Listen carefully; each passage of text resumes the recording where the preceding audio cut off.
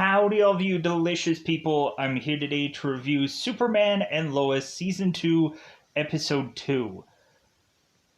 So really right out of the gate, I would have to say that Superman and Lois Season 2 is to really just be doomed. I really feel like this season is to have it feel doomed. Maybe not Justice League Doom, because that was a good animated movie. Go ahead and check it out if you've never seen it before. I thoroughly enjoyed the whole Batman contingency plan, Tower of Babel thing, and whatever with that movie. But yeah, we have a bad Doom going on in this episode. So we go on, and we of course have really still that kind of like thing where I'm like, man, this show is getting so predictable, where we're going on, and immediately once we transition into certain episodes and certain people are having to deal with certain things, I'm like, oh, I know exactly where this is going now. What a huge surprise when we get towards the end of the episode and it plays out exactly how you're expecting it to. Wow, what a unpredictable show this has become. Oh no. Like, I can't wait to the next episode for me to probably have the exact same kind of thing where we're expecting something and it delivers the exact thing of what we're expecting. There's stuff that I honestly, called, and I am now, really just confirming it in, really just this episode.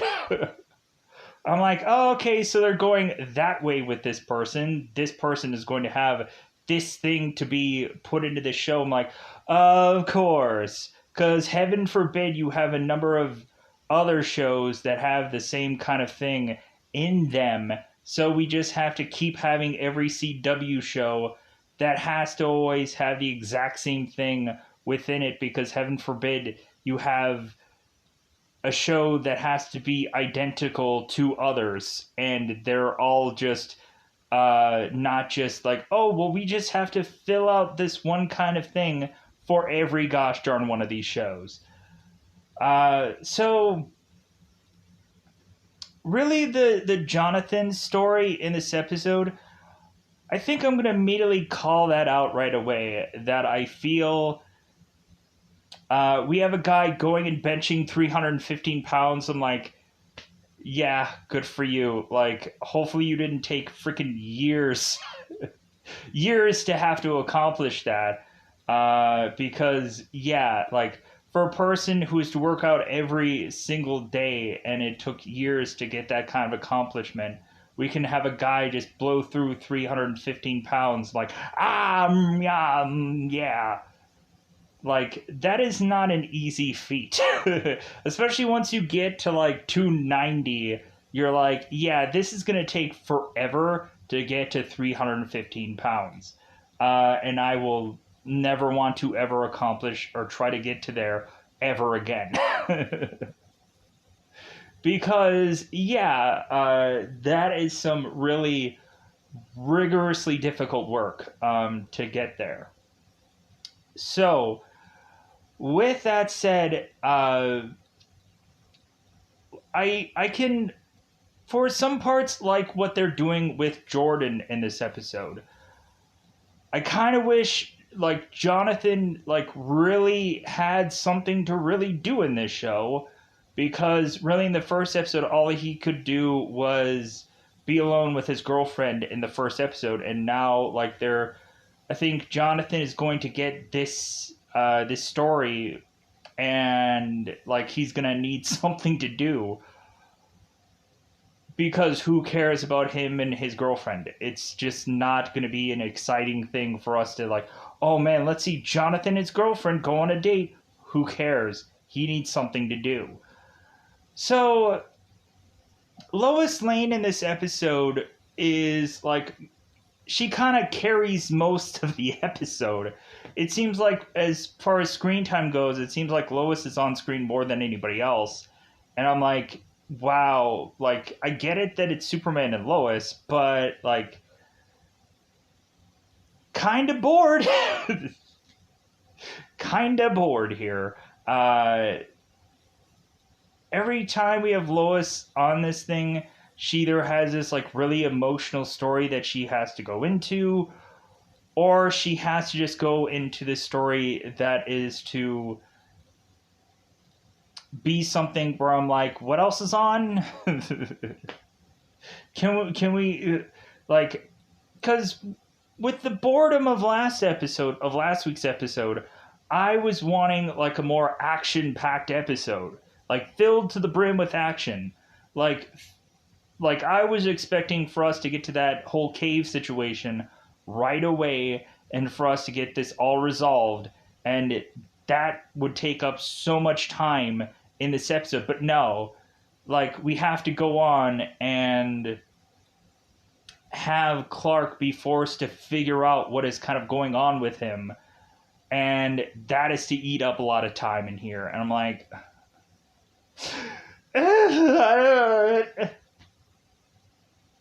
so this episode is predictable, but okay, because at least we're seemingly doing something here. It seems like we're actually being productive, predictable, but productive, is what I would call this episode. So this would be higher on the ranking of the first episode just because that episode was just straight up boring, and at least we're doing something here. So with that said, let's go out of our way to just go into spoiler time. Let's go and talk about what is to go on here, because there's a whole reason why I described this episode the way of which that I did. So let's go into spoiler time. Spoiler time. It's about that time you to spoil this episode.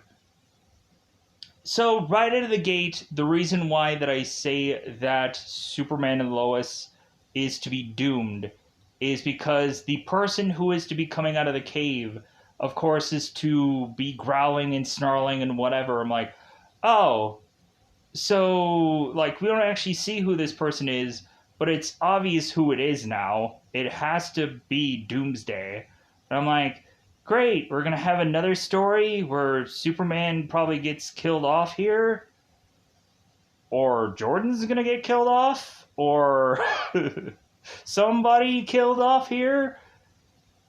Are they seriously gonna have Superman get killed off, and then we're gonna have to like justify that the DOD guys that are going on and having their like superpowers going to be more and more justified here to have them in this story, so they can go on and try to take down Doomsday, but it'll be a pointless endeavor because Superman will have to come in and sacrifice himself. Because we already have it in this episode where we find out that Doomsday is forcing Clark here to become ill or sick, or being able to have these visions that he is seeing. So I'm assuming that the visions that Clark is seeing is possibly what is to be seen by Doomsday, possibly, and maybe there's some weird, bizarre link between these two characters. So there's that, I'm assuming, figuring out, I guess, at some point. I think there was also some guy who was to go on and already mentioned that, like, oh yeah, it's obviously Doomsday. And I'm like, how do you know that already? Like, I guess Doomsday could be an easy thing to figure out, but I wanted some kind of clear consensus because I was hoping that they would go into some more interesting direction than Doomsday. Because with Doomsday, like, you just have a caveman rah kind of like, you can't really have much of story with Doomsday. It's just a character that you need to fight. And so, like, you would have thought for a villain for this story, they would have come up with a much more interesting villain. But I'm kind of wondering here if we're all expecting Doomsday and then we're gonna get egg on our face because they're like, oh, it's Blockbuster, or it's some other random character that makes no real rational sense. But I'm assuming it's Doomsday. So let's go into that. So let's go into this episode. So let's go into the Lana stuff so I can already verify that, because I'm going to go all over the place. I'm not going to be like the episode. I'll say that now. So we have Lana, who is to go on and is to talk to uh, the current mayor, who of course is Mayor George Dean. And so Lana's going on, and it seems like this guy is like, ha ha ha, like I guess it's great to finally have competition, but like I'm just gonna wipe the floor with this guy because George Dean has just been mayor for so long that like he doesn't think that anybody's really gonna go against him. So we go on, and we have Lana, who of course is to go to this diner, I guess to do some kind of rally for Daniel Hart here. And I think that's that guy's name, right? Because heaven forbid he's in the IMDb, right? It's just freaking God. So we go on, and we have Daniel Hart that is to go and walk in and like kind of pull on his side. And I'm like, oh, here we go. Because I was expecting already that Lana was going to run for mayor. And then by the end of the episode, we just have Kyle come in and he's like, well, I just signed a petition for all these firefighters to say that you should be the mayor. And so, Lana, you're going to be the mayor. You're going to run. Because Daniel comes in and is to tell Lana, hey, I've already accepted a job elsewhere because I think this will be way better off if I go and take this job because the last year has been hard for my family, so I'm leaving. So Lana's like, well, okay, if that's what you need to do. I just spent a load of money on shirts and flyers and all kinds of crap just to turn around and just throw that in the fire, basically. What a waste of money that was. So, because Lana is just like, well, we're just getting started here, and he's like, well, that's why I'm leaving, because we're just getting started at this, so I want to pull the ripcord before, like, we get further into this, and all of a sudden I'm just like, yeah, I saw money, big pot of gold somewhere else, so I'm gonna get freaking out of here. So yeah, so Lana is gonna go on and be mayor at some point, because I'm assuming she's going to win. I cannot think for the life of me. There's probably gonna be some kind of scandal or some kind of something. Maybe Lana will become the mayor and then she'll die shortly thereafter. Cause what happened to Jonathan? Jonathan became a politician, and then he's like, oh, my heart! Smallville for you. That's what I'm assuming is happening. If I seriously call that, and Lana croaks right after she freaking gets to be in office, I'm like, oh my god, this was an unexpected thing that I freaking called. So, let's go on and talk about Jonathan's story here. So Jonathan, it seems that he's with his girl Candace, kind of like they're talking it out, and all of a sudden we have this one kid who is to be the new jock in town simply because we didn't really have a moment to give about this guy in previous episodes, but now we do, because he's going to be this freakishly strong guy who is to be able to bench 315 pounds. Golfer's clap. uh, that was for me to say. Like, you know what? Like I don't do that now, but really, why do we have to say 315 pounds? We could really just have him like bench an average weight, but it's whatever. So we have this kid who's telling Jonathan, and I don't know what his name is because they don't actually say this on IMDb. So this other jock is going and telling Jonathan, it's like, well, hey, Jonathan, I'm getting pretty strong. You should see how strong I am. I'm like, yeah, you kryptonite freak. Like, yeah, you're taking XK. That's obviously, like, that's the reason why he's so freakishly strong. I bet that's what it is. I bet that's what the story is. Because why are they wasting so much time on this guy going and doing this the natural way? Just to make us think that this guy is to, like, oh well, yeah, he obviously has to be this guy who's dosing himself with kryptonite just for us to be like suspicious of this kid, just for him to turn around and be like, oh no, I just like took a weight class and whatever. And it's like, well, hey, good for you, but like, I think he's doing some XK. And then when it turns around and we do have that story, which is probably the very next episode, I will be ridiculously surprised. Because we have it to where we go on and find out in this episode that people are going and dousing themselves with X kryptonite, which is to give them powers. So, because we go on and let's kind of let's get to the beginning of this episode. Let's kind of get in the very beginning of it. Like we've covered all the little side stuff. Now let's get to the big bulky things. So, in the very beginning of this episode, we of course have everybody sitting down for breakfast. I say everybody, meaning Natalie and Jonathan. And it seems that Natalie, I guess, is to go to the same school that both Jonathan and Jordan are to, of course, go to. I'm like, I wonder where this story is going to lead us. Because, like, once we start to have certain, like, two characters getting together, I'm like, oh, so... so we can predict this story pretty well. So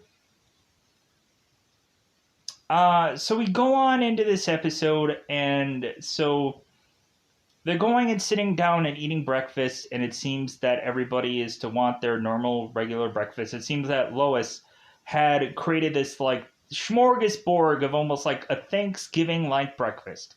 She's just like, hey, guys, here's all your... like, so Natalie goes on, and she's like, well, I'm vegan.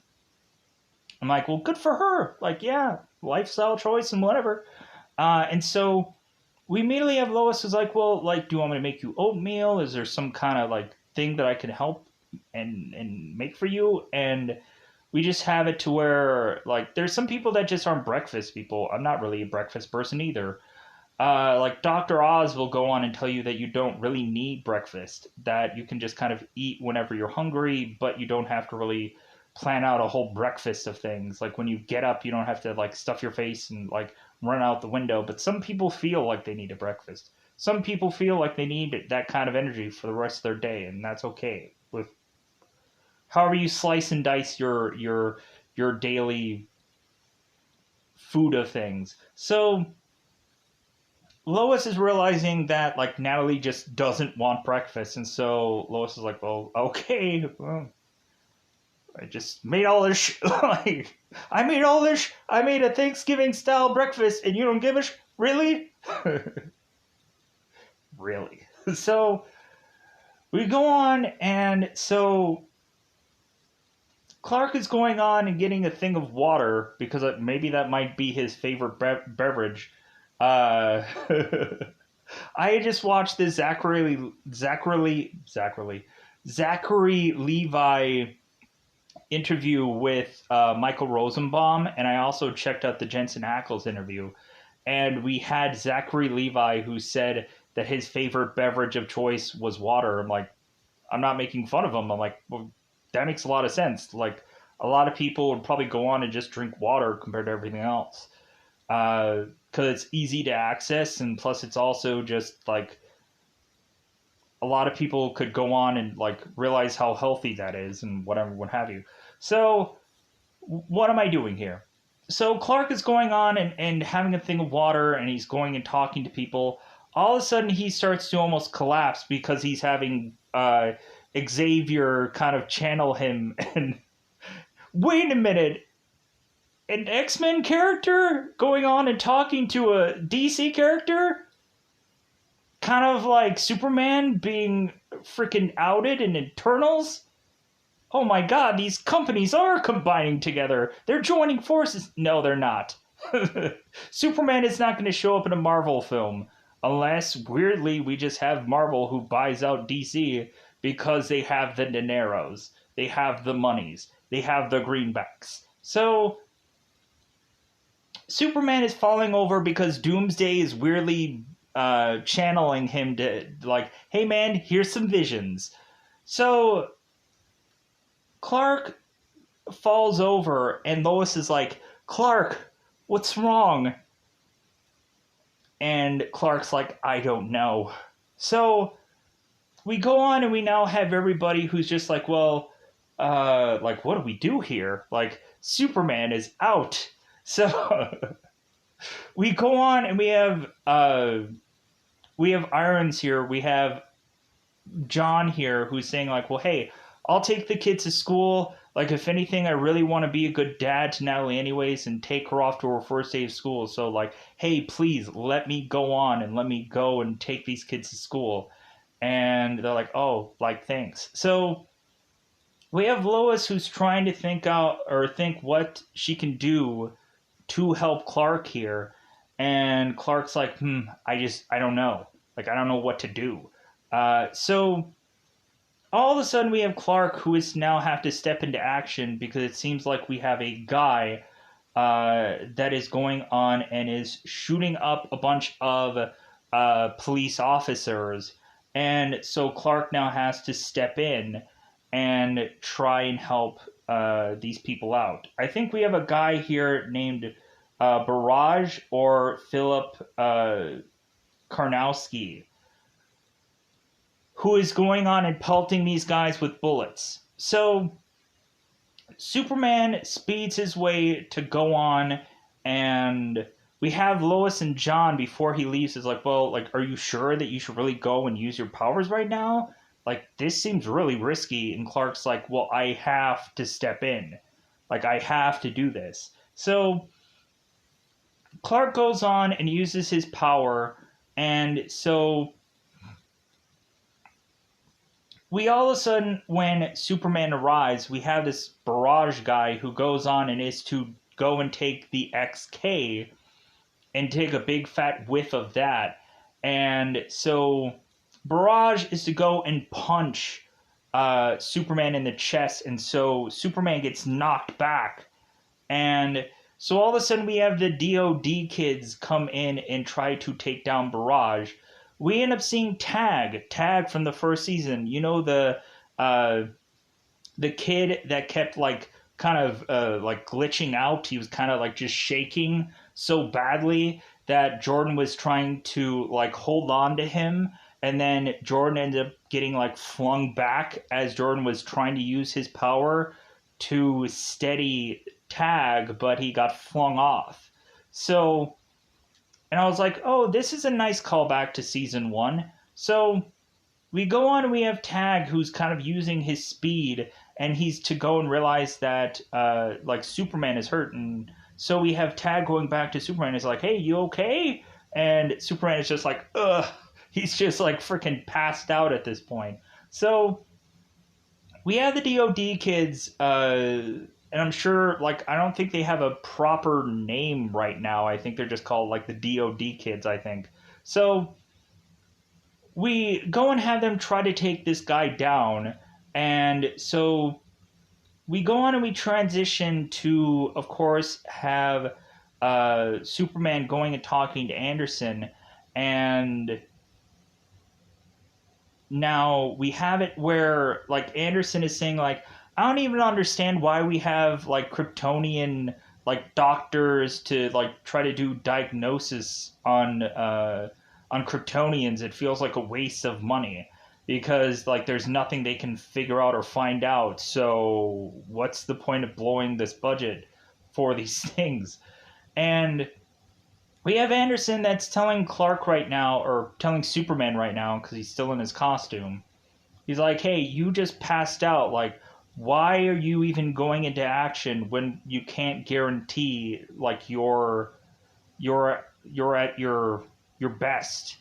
And so Anderson is like, well, like right now, like I don't want you to do a single thing to try and prevent anything because you're going to be more of a liability than anything else. So freaking like don't do a single thing until you get whatever's wrong with you like taken care of. So we go on and we have Lois who is going to her job with Chrissy. And so Lois, of course, is to have Chrissy find out about some podcast somewhere or something somewhere where it's to be found out that there's something going around saying that Lois was to go on and try to use or try to manipulate some story to benefit herself. And that Chrissy is going and talking about some story that Lois had done about some cult leader at some point. I'm like, oh, please don't have there just be this story about this cult leader thing that we're all of a sudden gonna have in this story now. Like I already been going on to like a number of other movies and shows, and there's always some cult in there. Could we just not have some kind of cult like thing in some freaking episode? Can we just leave it be that we don't have something like this in this show? So we have Chrissy now asking for all of Lois's sources and for this story to kind of clear Lois's name because Chrissy does not trust Lois right now because of this thing coming to light. So later on, Chrissy is to get the rest of this story that we end up finding out that Lois's kind of family person tied to that story was actually her sister. I think her name was Lucy. And that I'm kind of curious if let me pause here for 1 second. Oh my god. So here's a little thing if people don't know. And I don't know whatever they did for Supergirl the show, but Lucy Lane is the girl from actually the Supergirl movie. Like I don't know if they ever did anything with that in the Supergirl show. I've seen a couple episodes of it, but I didn't clearly like know who everyone is, or it's been a long time since I've reviewed that, and I don't quite remember or know if there are certain reviews of Supergirl on here. So I don't, because I know I did the episodes. I just don't know if I ever reviewed them here and they made it here. Probably not, or probably so. You can go ahead and find them if you check into those kind of things. You can probably just scroll through the whole. It like now I don't have like a huge amount of content, but like possibly before I might have had like mountains to kind of sift through or whatever. But so if you guys have ever seen the Supergirl movie, Lucy Lane is the girl that goes with uh, Superman's cousin and is to be her roommate in the Supergirl movie. And I'm like, oh, like, because I was like, why does that name sound familiar to me? Like Lucy Lane. I'm like, there has to be some kind of Easter egg somewhere. So yeah, so we had Lois Lane who had her sister tied to that whole cult thing, and it seemed that Lucy was really in deep with this with this cult. That I guess there was this girl named Allison Allison that was a part of it. So or something like that. So I'm kind of I'm kind of weirded out also if there's a reason why they placed that story in this show. Because I'm kind of weirded out by that. Um, because there is a real life thing going on that is to tie to a Smallville character that has something to do with a cult. So I'm hoping that they didn't actually go on and take that story because of that. That just seems weird. And that just kind of feels like in poor taste. But anyways, unless there was something that was pre-done from something of another season or whatever. Anyways, doesn't really matter. So pushing on. So Lois Lane is to go on with Chrissy uh, to go to the mines that Morgan Edge had been mining into before and tried to get X kryptonite. And so now we have it to where it seems that people are still digging in those mines. And this time around, it's to actually be Dr. Faulkner who is going on and digging in these mines. And so we, of course, have Lois Lane that is going on and asking this doctor here. It's like, well, hey, like, you are a mineralogist. Like, why is it that a mineralogist is going through these mines? Are you going and trying to mine some X kryptonite? Is that what you're going to go and try to do here? Like, is that your goal? And so we have Dr. Faulkner who's like, no, like, if anything, I'm a geologist also, and that's the real thing that I'm here for, is just to continue to mine through here. It's just a coincidence that I have a number of different degrees and whatever. And so, like, but I'm just perfect for this job. So we also go on and have them mention it's like, well, it seems that there have been people going on and trying to mine X kryptonite and try to sell it on the black market and make a big huge killing. And maybe again that's what you're here for. And she's like, no, nope. Like, so we're really just having the runaround going on here. And so we're just having Lois just decide it's like, well, I think we need to go and get a seismologist here and to try to figure out why we're still having these earthquakes, because it doesn't make sense. So Lois is to, of course, now go on and ask John Henry Irons to go and help her kind of use this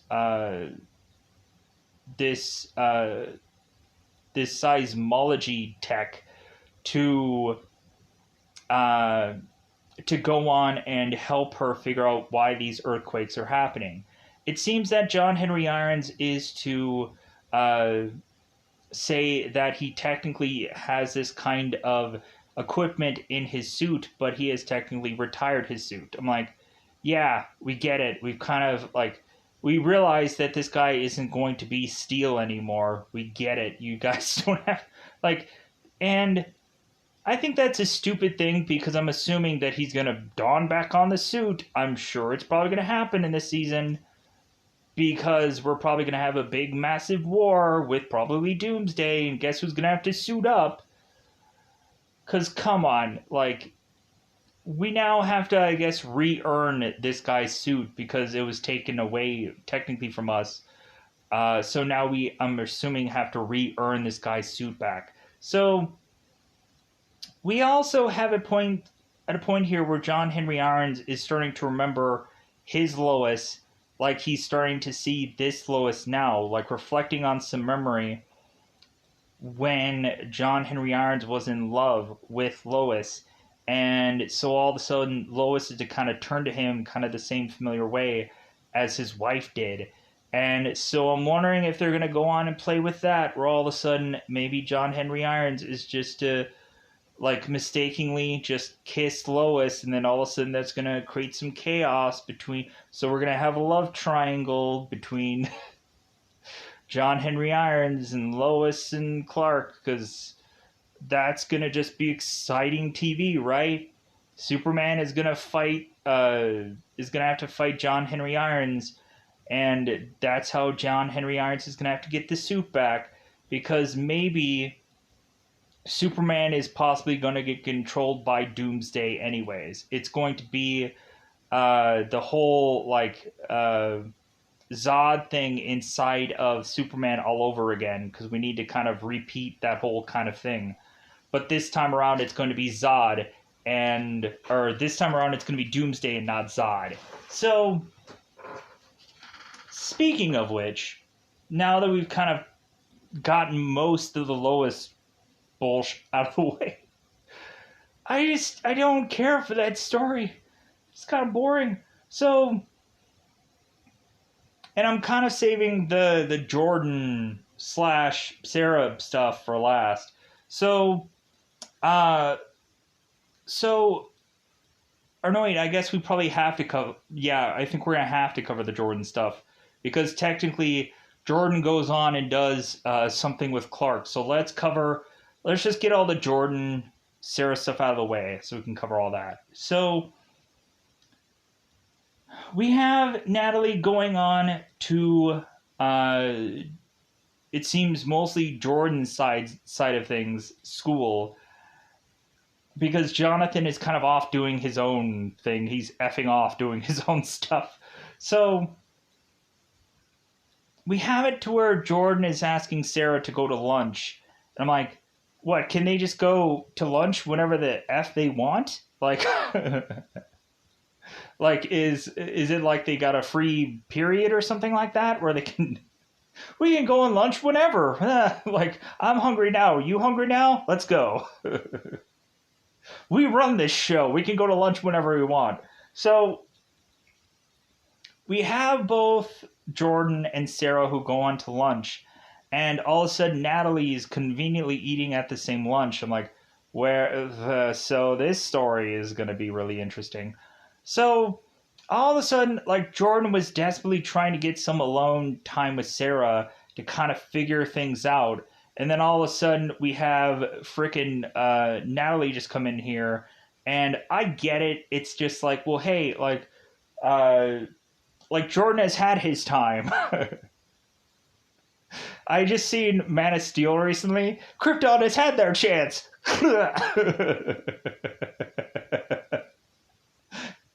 Die, Zod. Get your neck snapped.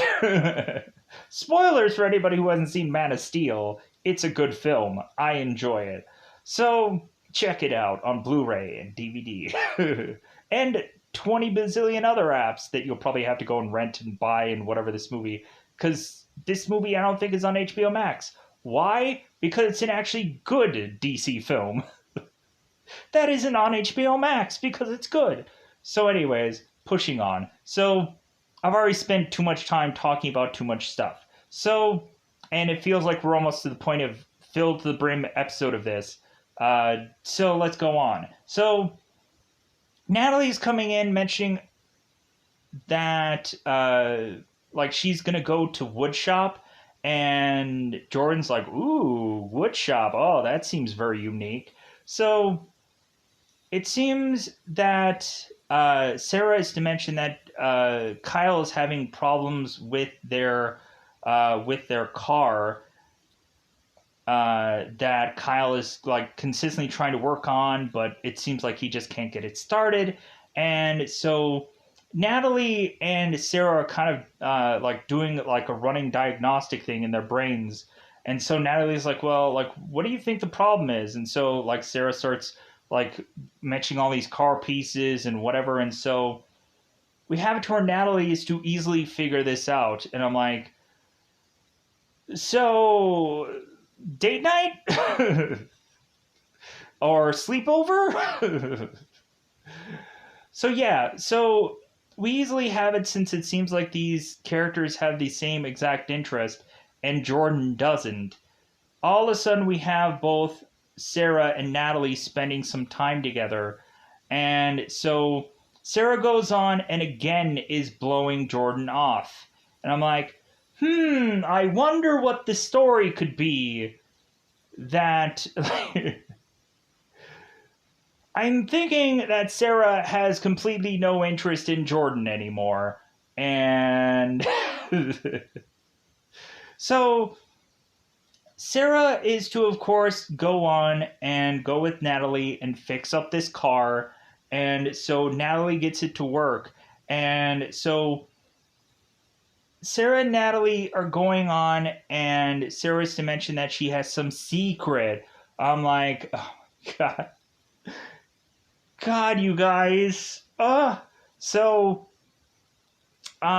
so Sarah's like, what do you think I should do? And Natalie's like, well, you should go on and just tell Jordan the truth, or you're gonna have to just get really good at just like lying to him, or like you're just gonna have to become Supergirl at some point. Maybe at your camp you start to like just get superpowers, and maybe you're gonna have to conceal that away from him.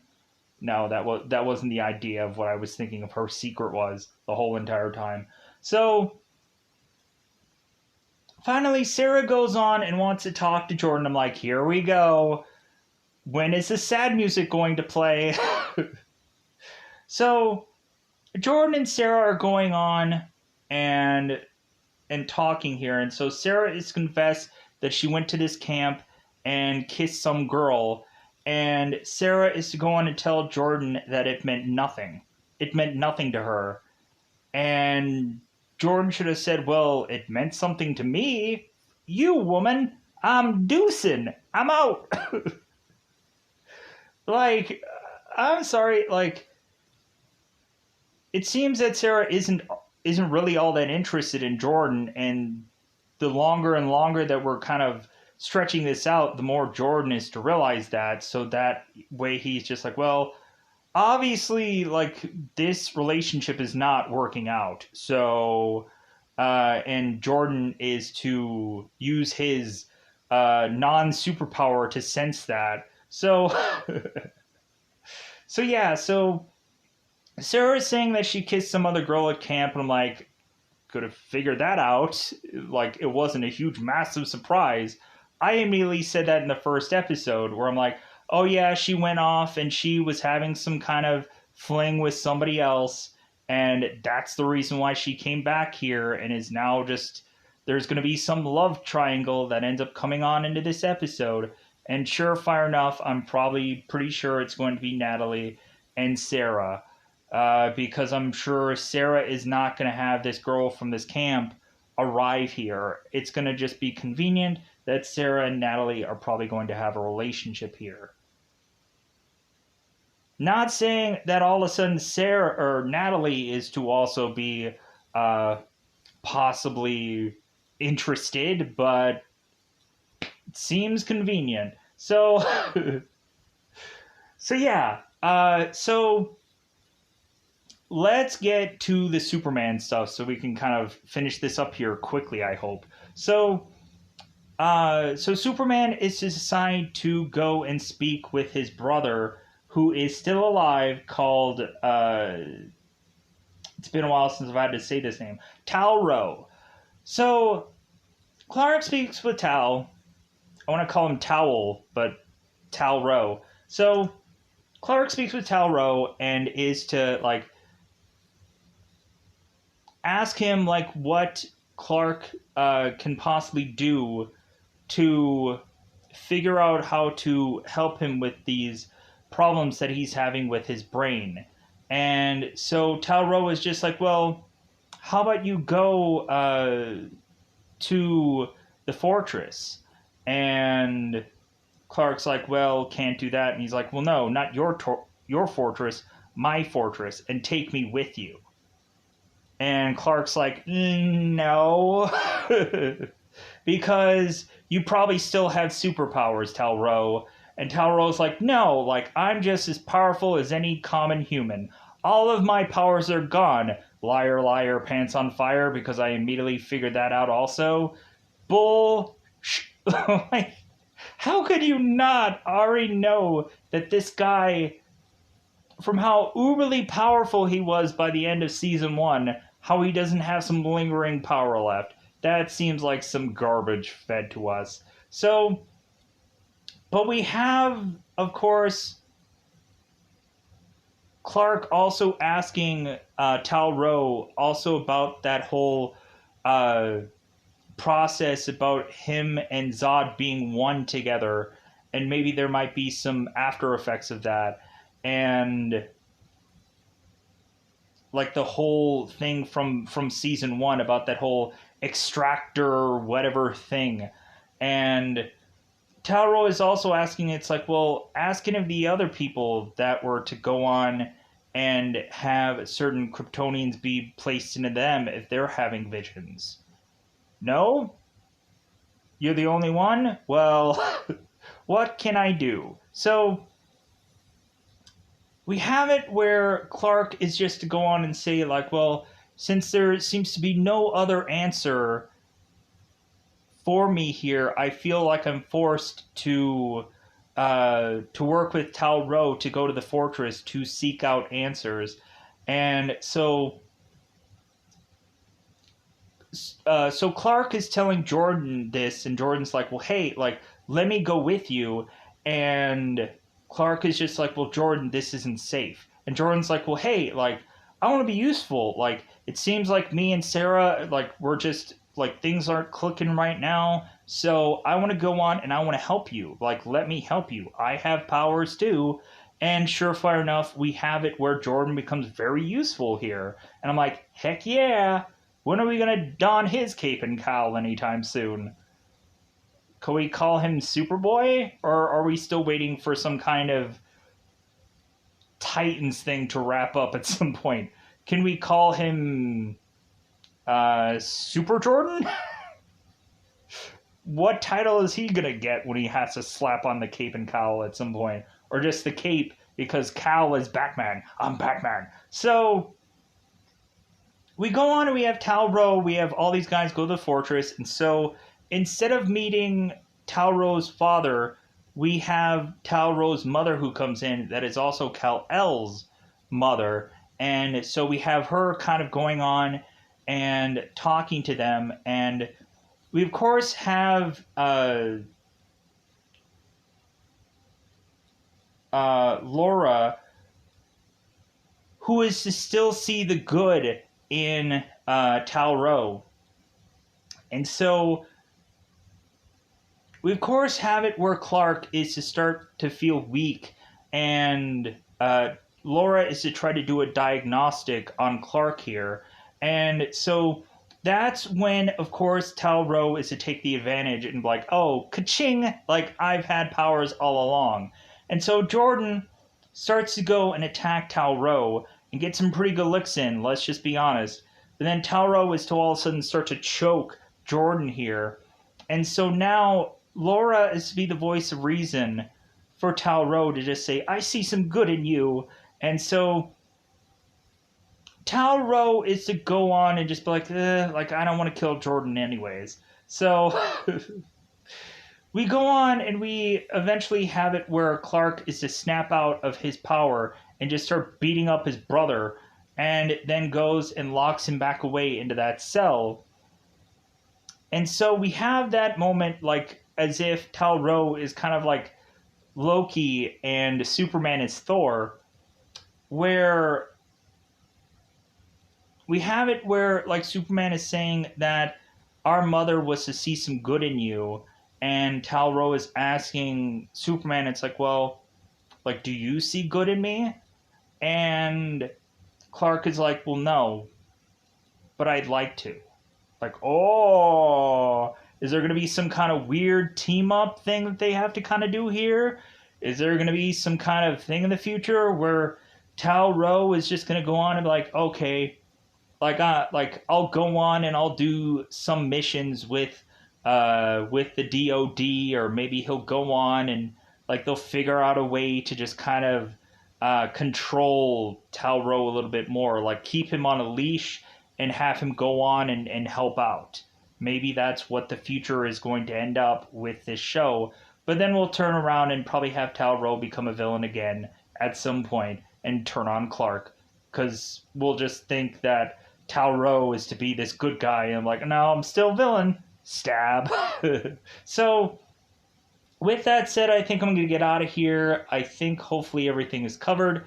because Jordan is to go home and have his kind of shirt kind of ratty, and Jonathan is to mention like, oh, so you took out, so you went on and battled freaking Talro, and Jordan's like, yeah, like I got some licks in, but then go on and get your heart broken after you get your confidence up, because you ain't gonna be heat vision and anything but your own heart soon. Just, just break your own heart with your own superpower. So, with that said, hopefully everything's covered. But I also want to quickly get out of here so I can get around the time of which that the episode was to end. So with that said, yeah, interesting stuff. We have, of course, Doomsday going and attacking a bunch of construction workers after they were trying to evacuate this cave. And so that's it. That's all. That's all I want to say here so I can get out of here. Bye, everybody. Bye, everybody. Yeah, this episode. But yeah, I think that's all I want to say. We also had at one point where Superman was telling Anderson that Tag is probably far too young for him to be on the DoD team. And Tag is just... And so we really have it to where Anderson really is just here to use these people and to not really care if they're ready or not. It's like, well, like, hey, they have superpowers, so I'm gonna use them. I don't give a about what you think, Clark, like, or Superman, because I don't know your secret. So with that said, I'm gonna secret my way out of here. Bye, everybody. Bye, everybody. Hopefully I covered everything. If not, there's a rebuttal for next week. With that said, I'm gonna get out of here. Bye. Bye, everybody.